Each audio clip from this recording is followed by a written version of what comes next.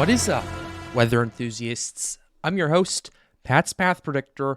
Let's get right into the weather. All right, so here's the situation we have for you, ladies and gentlemen. The last 24 hours in the Eastern Pacific Basin have been absolutely jaw-dropping. We not only got our first tropical storm of the Eastern Pacific era, but we now have our first hurricane of the Eastern Pacific area. And right now on satellite imagery, it does appear that on the latest frames over here, an eye is attempting to form as we are speaking. So that is definitely something we need to continue to keep an eye on. This is Hurricane Adrian we are talking about, our first tropical storm and hurricane in the Eastern Pacific. We're going to go over all the archives with you. At 3 p.m. Mountain Daylight Time or 2 p.m. Pacific Time yesterday, we had this issued as the first tropical storm of the Eastern Pacific. It had winds of 45 miles per hour, a pressure of 1,002 millibars, and was moving west at 15 miles per hour. However, right before this was an invest, and a few hours beforehand, satellite imagery indicated that a tropical storm was on the verge of forming, and that's exactly what happened right here. And the tropical storm force winds at the time extended 45 miles from the center. Now we're going to go ahead and go to this one. This thing began rapidly intensifying. By 10 p.m. Central Time or 8 p.m. Pacific Time, it had winds of 60 miles per hour, a pressure of 997 millibars, and was moving a little slower at 12 miles per hour. Tropical storm force winds still extended about 45 miles from the center.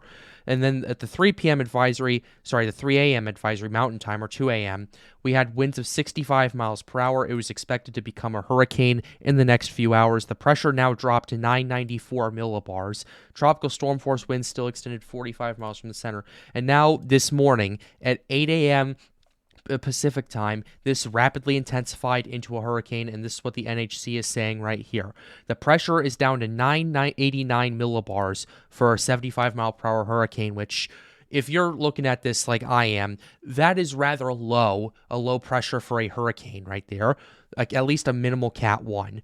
The reason this is because generally if you see Category 1 hurricanes, the pressure's around maybe 995, 994, 993. That's a general range of where the pressure is. I've seen hurricanes that develop at 997 millibars before. That was Hurricane Dorian back in 2019. But that being said, pressure dropped to 989. Hurricane force winds extend 10 miles from the center, and tropical storm force winds extend 60 miles from the center. This is a small tropical system right now, and this is what we have going on. We're going to go ahead and show you the cone. This is expected to strengthen into a high-end Category 1 or low-end Category 2 hurricane according to the models. However, it is going to stay out to sea in the Eastern Pacific Basin right here. But that's not the only thing we have going on in the East Pacific. We now have a 90% chance of development in the next 7 days. Invest 92E has developed. And unlike Adrian, this is going to potentially parallel the Mexican coast. So if you're watching this from Mexico, this part of Mexico, I would continue to keep a close eye out because even if this doesn't directly impact you, it's still going to cause a lot of rip currents, everything like that.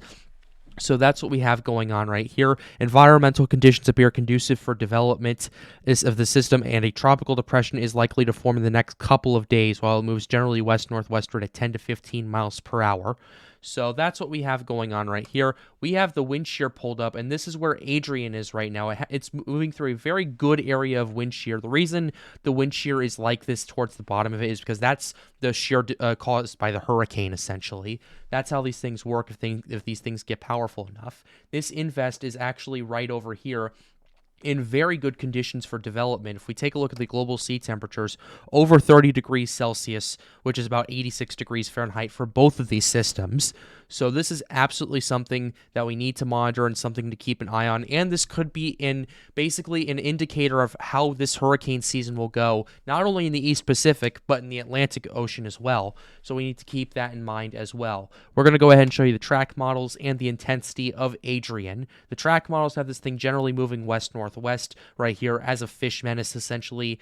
And then we're going to go ahead and show you the intensity. Intensity runs generally keep it around high category 1. Some have it as a category 2. Actually, we have a couple of runs having this as a major category 3 hurricane right there. So what I'm thinking here is the official Pat's Path Predictor estimate. I'm going to go ahead and put it at 90 to 105 miles per hour as the official estimate from me. The reason I am giving this estimate is because, do I think category 3 is off the table? No. Is it inherently likely? No. Do I think that a category 2 hurricane is possible? Yes, absolutely. So that's what we have going on right here. And we're going to go ahead and show you the HMON, GFS, and HWRF runs of Adrian right here. Here's the HMON. This thing is continuing to strengthen, gets down to 976 millibars right here. So definitely something going on. I can't unfortunately pull soundings off the HMON system right here, but this thing does start to weaken slowly as it's approaching more sheared areas right there, and eventually starts weakening down to a hurricane, down back to a tropical storm in the next few days or so. Next, we're going to go ahead and pull up is the GFS system right here. Here's the GFS. This thing has us getting down to like 978 in the next 48 hours right here, and then it starts weakening from there and then moves out to sea. I honestly could see category 2 strength out of this right here. Now we're going to go ahead and show you the HWRF run, and the HWRF generally is the more aggressive run right here, but if we take a look at the intensity models, the HWRF, according to this, is one of the more passive runs as of this time, which I'll be honest with you, I'm not 100% sure if I believe that or not, but this is organizing, developing right here, gets down to 976 millibars in the next 2 days or so. Potential category 2 system right here before it starts weakening due to increased wind shear and cooler temperatures right there.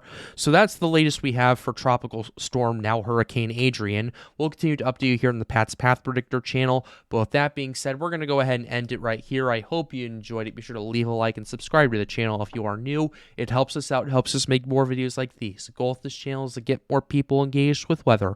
But with that being said, have a wonderful day, guys. Stay safe.